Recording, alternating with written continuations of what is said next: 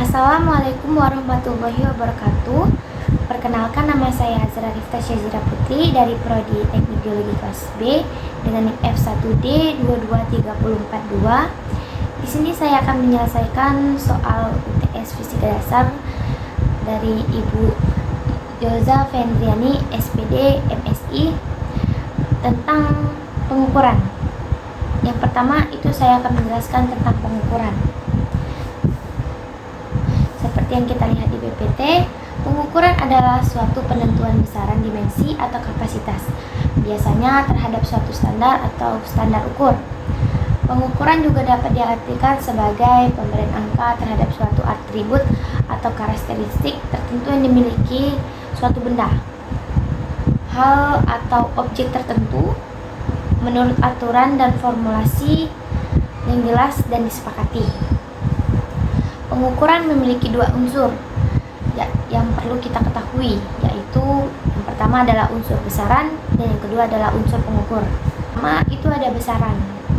Seperti yang kita lihat di PPT, besaran adalah kuantitas yang diukur atau diperoleh dalam pengukuran. Besaran dapat berupa kuantitas fisik seperti panjang, massa, lebar, suhu, atau waktu, tekanan, kecerahan, dan kekerasan suatu benda. Setiap besaran memiliki satuan pengukuran yang sesuai, misalnya meter untuk panjang, massa untuk berat, dan derajat Celcius untuk suhu. Di sini kita lihat ada tabel dari besaran. Itu yang pertama ada tabel penjelasan tentang panjang, yang satuannya adalah meter, simbol satuannya ada M, massa untuk satuannya kilogram, dan simbol satuannya kilogram, kg. Waktu itu detik, simbol satuannya S. Kuat arus itu ampere, simbol satuannya A. Temperatur itu satuannya Kelvin, simbol satuannya K. Kuat cahaya itu satuannya candela dan simbol satuannya CD. Jumlah molekul itu simbol satuannya mol dan simbol satuannya N dan satuannya mol. Berikutnya ada alat pengukur. Alat pengukur adalah perangkat atau instrumen yang digunakan untuk melakukan pengukuran. Alat pengukur bisa berupa alat sederhana seperti penggaris, jangka sorong, mikrometer skrup, neraca Ohaus, atau juga bisa seperti yang kompleks seperti termometer, timbangan elektrolik, atau pH meter. Alat pengukur dirancang untuk memberikan hasil pengukuran yang akurat dan dapat diandalkan. Di sini ada gambar contoh-contoh alat. Di sini ada mikrometer skrup, di sini ada juga termometer, ada stopwatch, di sini ada neraca, ini ada jangka sorong, dan berbagai macam. Selanjutnya ada jenis-jenis pengukuran. Pengukuran dibagi menjadi dua, yaitu kuantitatif dan kualitatif. Yang pertama saya akan menjelaskan tentang kuantitatif. Pengertian kuantitatif adalah pengukuran jenis ini melibatkan pengukuran besaran fisik yang dapat dinyatakan dalam bentuk angka seperti massa, panjang, suhu, tekanan, berat, dan waktu. Contohnya seperti mengukur panjang sebuah meja, berat badan seseorang, atau suhu dalam ruangan. Yang kedua itu ada pengukuran kualitatif. Pengukuran kualitatif adalah jenis yang melibatkan pengukuran sifat atau karakteristik yang tidak dapat diukur secara numerik, tapi dapat dijelaskan secara deskriptif. Contohnya seperti mendeskripsikan warna bunga, tingkat keasaman suatu larutan, atau aroma makanan.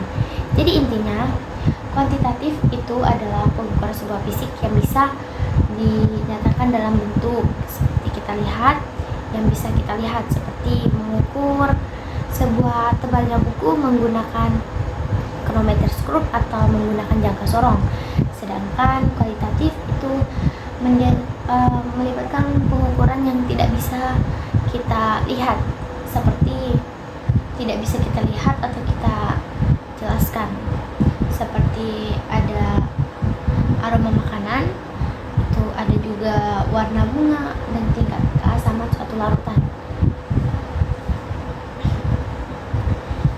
Selanjutnya ada alat-alat ukur yang biasa digunakan dalam pengukuran.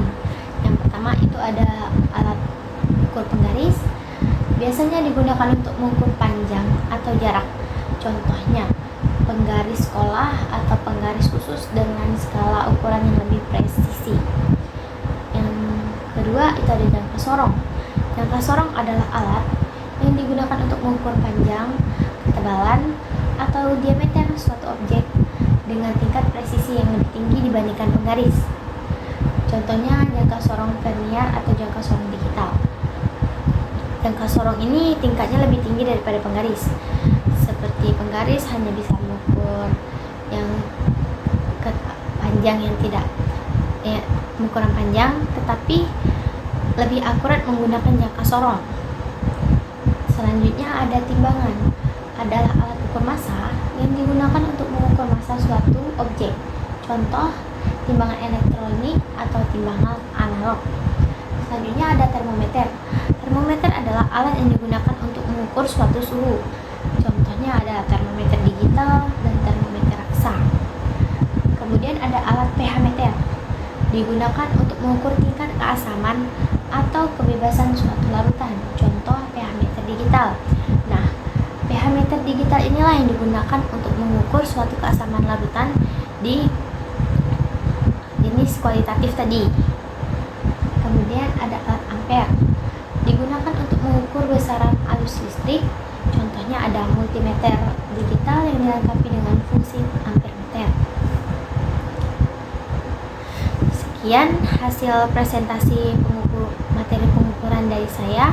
Jika ada kesalahan kata atau kesalahan dalam penjelasan materi, mohon dimaafkan. Sekian, terima kasih. Wassalamualaikum warahmatullahi wabarakatuh.